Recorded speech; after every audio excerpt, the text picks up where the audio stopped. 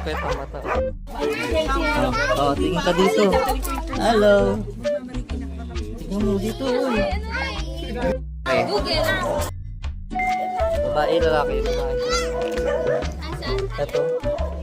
Hindi ko alam. Natatakpan parang babae. Wala nang nerds dyan. Paul.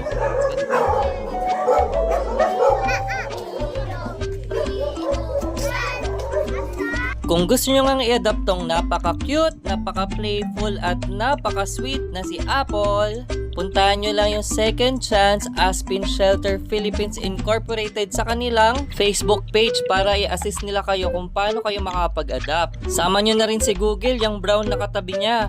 Best friend niya kasi yan. Kaya guys, remember, adapt, don't shop. Bye-bye! Bye-bye!